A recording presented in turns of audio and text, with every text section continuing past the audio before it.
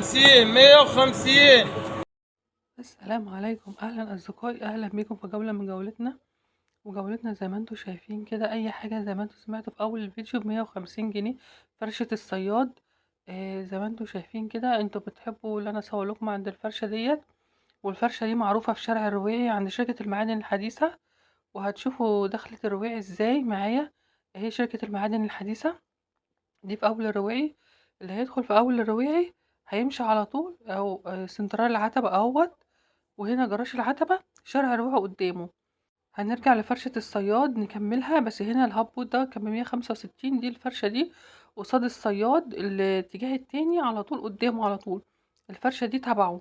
برضو معايا رقم التليفون اللي عاوز يتواصل معاهم. فالفرشة الهبوط ديت ب165 جنيه، أو يكلم سعد. أنا معايا رقم التليفون الفرشة دي، وممكن يدي التليفون أهو سعد، يدي التليفون لسعد يكلمكم. لكن هنا ب165 جنيه الهبوط ديت، وكانت الهبوط دوت، وكانت في ناس واقفة بتشتري، وعاملتهم ناس ذوق جدا. انا بقول لكم الناس يعني اللي هم في الرواية، الناس الذوق اللي انتوا تتعاملوا معاهم على طول، مش مرة واحدة وخلاص. زي ما انتوا شايفين كده الهبوط ب165 جنيه، وعنده اشكال. وكنت مصورة لكم برضو قبل كده الفرشة ديت الفيديو، ارجعوا للقناة هتلاقوا الفيديو. بس ما كانش فيه الفرو، لكن هنا فيه فرو وفيه عادي. اللي عاوز ده او عاوز ده على حسب اختياركم طبعا، ودي أذواق طبعا، كل واحد يرجع لذوقه. وانا عارفة ان ذوقكم حلو. زي ما انتوا شايفين كده، اي حاجة 165. وزي ما ذكرت معايا رقم التليفون، اللي عاوز يتواصل يكتب لي في التعليقات. وهنرجع لفرشة الصياد تاني. ورجعنا لفرشة الصياد يا حلوين. زي ما انتوا شفتوا كده المقطع ده في اول الفيديو، اي حاجة ب150 جنيه. الفرشة ديت عند شركة المعادن الحديثة، أكيد أكتريتكم كلكم عارفينه طبعا. واللي بيشوف قناتي لأول مرة، الصياد دوت عند شركة المعادن الحديثة في شارع الرواعي. هتدخلوا شارع الرواعي سنترال العتبة، هتعدوا الاتجاه التاني، هتدخلوا في شارع الرواعي، هتمشوا على طول، مش هتحودوا ولا يمين ولا شمال. هتمشوا على طول لغاية ما تقابلكم شركة المعادن الحديثة، هي الفرشة دي قدامها. والصياد مشهور هناك، هتسألوا أي حد هيقول لكم عليه، هيدلكم عليه. وفي فرشتين برضو في أول الرواعي. في كشك في أول الرواعي بيبيع مياه غازية، اللي هو الاكشاك اللي عارفينها كلنا. وشيبسات وحاجات زي كده. هتسيبوا أول فرشة وتاني فرشة، تالت فرشة أو رابع فرشة وخامس فرشة، حاجة زي كده. الفرشتين دول بيبقوا مميزين جدا، فيهم ب150 جنيه برضه. وهتقابلنا برضو فرشة بعد الصياد ب150 جنيه، جايبها لكم في الفيديو برضو. يعني حبيت تكون جولة فيها كذا حاجة، جولة يعني وزي ما بيقولوا متكاملة كده، ان هي ما تقتصرش على حاجة واحدة. اللي انتوا تبقوا يعني تشوفوا الدنيا فيها ايه في الرواعي. انا ما بحبش اجيب لكم الفيديو حاجة واحدة، عشان ما يبقاش الفيديو ممل وكده وتزهقوا من الفيديو. لا، انا بحب انوع لكم. بجيب لكم كذا فرشة في الفيديو، على اساس ايه، ان لو ما عجبكمش الفرشة دي يبقى عجبتكم دي، يبقى ايه دي حاجة ايه ترجع لكم. فانا بعرض لكم وانتوا عليكم الاختيار. يا رب اكون ضيفة خفيفة عليكم، وتكون الجولة يعني عجبتكم وما تزهقوش من الفيديو. حبايبنا يا ريت اللي وصل معايا لحد كده ما ينسانيش باللايك والاشتراك، علشان طبعا المحتوى الهادف بيموت بالصمت. الصمت اللي هو ايه، اللي هو اللايك والاشتراك. يعني لايك والاشتراك تدوسوا على الاشتراك على الكل، عشان يوصل لكم مني كل جديد. ولايك عشان انتوا طبعا ايه، احلى اخوات. هتعملوا لايك واشتراك عشان انتوا صراحة مقصرين معايا في الاشتراكات كتير جدا. على فكرة انا عاوزة القناة تكبر وكده، فمش هتكبر لوحديها، انتوا اللي بتكبروا القناة مش احنا. يعني انا عاوزة عدد الاشتراكات يزيد، على اساس ان انا انزل اصور لكم اكتر واكتر، ان يبقى القناة عدد مشتركينها كتير ومتابعينها برضو، علشان اصور لكم في اماكن كتير. الاشتراك مهم جدا، والتفاعل مهم برضو. هي دي الدفعة اللي بتخلينا يعني لما الفيديو ما بيقترحش صراحة الواحد بيجيله احباط. لكن لما الفيديو مثلا بيجيب مشاهدات والناس بتكتب لي تعليقات، فبحس ان الفيديو الناس بتتفاعل معاه وشايفاه، فدي حاجة بتسعدني إن مجهودي ما راحش على يعني على الأرض. ده الكعب طبعًا ما انصحش أي حد يلبس الكعب ده طبعًا. يعني أنا باعرض لكم، لكن أنا باقول لكم يعني ما لازم أعرض الحاجة عشان أتكلم عليها، فبلاش يعني أي حد يلبس كعب عالي. في كعب مثلًا يعني متوسط، وفي الفلاتة. كلنا طبعًا دلوقتي بنحب الجزم الفلاتة وكده اللي هي على الأرض، على أساس إن هي مريحة جدًا. يعني في الجامعة وفي الجامعات والمدارس والشغل وكل حتة باحس إن يعني الناس بتبقى لابسة الفلاتة. طبعًا أنتم ملاحظين طبعًا إن الكعب خلاص بقى. ودي طبعًا يعني وفي حاجات تانية برضه عنده حاجات كتيرة جدًا. هو على فكرة مش من الشرع برضه حكاية الكعب العالي أوي دوّة، عشان تكونوا عارفين يعني. هتقولوا حتى في الجزم مش شرع، طبعًا. كل حاجة يعني الإسلام ما سابش حاجة إلا أمّا اتكلم عنها، الدين ما سابش حاجة إلا أمّا أحصاها.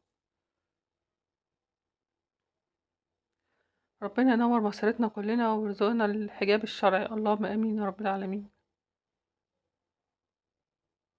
ودي برضه اللي باقول لكم عليها الفلاتة برضه. وهنا برضه كان عنده تشكيلة حلوة من الشوزات اللي هي على الأرض. دي برضه يعني كويسة برضه، تنفع برضه للمناسبة. simple ما فيهاش حاجة خالص. وهنا الشباشب اللي هي الكعب ديّة شوية يعني. وفي الكعب وفي الشوزات الكعب الصابون أهو سعد بيعرض لكم أهوّة. عرفتوا شكله؟ وهنا برضه كان عنده حاجات حلوة على فكرة، وبينزّل حاجات شغل على طول. الناس اللي كانت بتسأل يوم الأحد هو فاتح والّا لأ، يوم الأحد بيفتح متأخر شوية، فاللي عاوز يروح له بعد الضهر يكون وضّب الشغل ورَص الشغل، وأنتم إيه عشان تختاروا براحتكم، فروحوا يعني صلّوا الضهر وانزلوا يوم الأحد. لكن اللي عاوز سوق الأحد طبعًا الرواعي هيروح الصبح الساعة 09:00. ودي برضه كانت جميلة برضه وخفيفة. سوق الحد الرواعي بيبقى عندهم كوتشيهات لقطة، حاجات لقط، كوتشيهات كتيرة جدًا. اللي عاوز كوتشيهات حلوة ورخيصة يروح سوق الحد الرواعي، بس يروح الساعة 09:00 ص، 09:30 أو 10، على أساس الناس ما تكونش يعني إيه خدت الحاجة وكده، عشان الحاجات بتتنقل، فروحوا بدري. وبرضه هتلحقوا فرشة الصياد عقبال ما تروحوا هناك. وطبعًا بتروحوا كذا فرشة ومش عارف إيه، فالوقت بيضيع، يكون الساعة دي فتح، يعني هتلحقوا الاتنين. اللي عاوز فرشة الصياد واللي عاوز سوق الحد.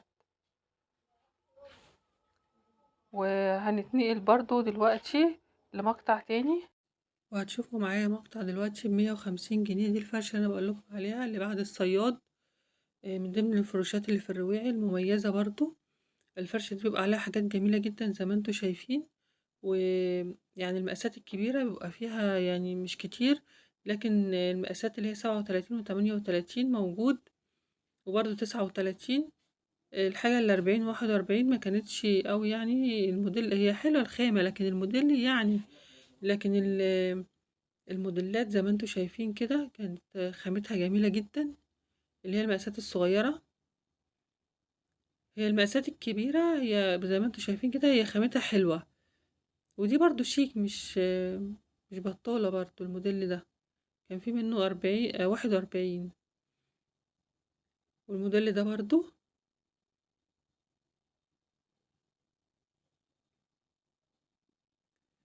وصراحة كان فيها حبة كوتشيهات كانت جميلة جدا. الكوتشيهات اللي هي بواقي المحلات الكبيرة، اللي هي خامتها من أنضف الخامات.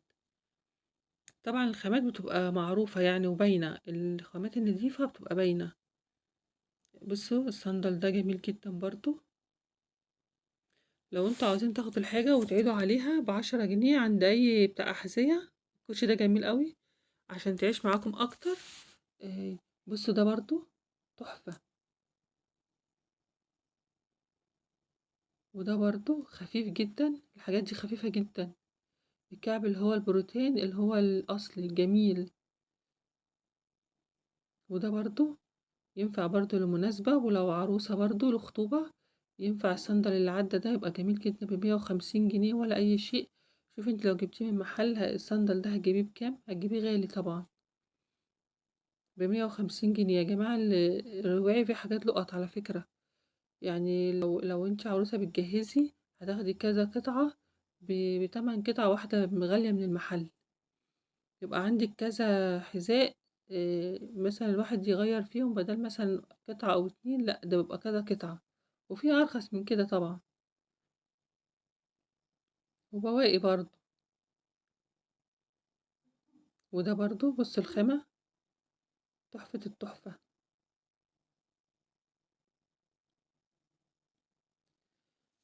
على فكرة الفيديو دوت المقاطع ديت اتمسحت ورجعت حطيتها تاني، يعني الفيديو ده صراحة غلبني جدا، بس أنا قلت برضه هنزلهولكم، الله المستعان. لكن صراحة لما اتمسح وأجزاء منه اتمسحت وعدتها تاني، حتى عدت الصوت تاني في أجزاء، كان إرهاق صراحة. وده برضو الجزمة دي جميلة جدا برضو.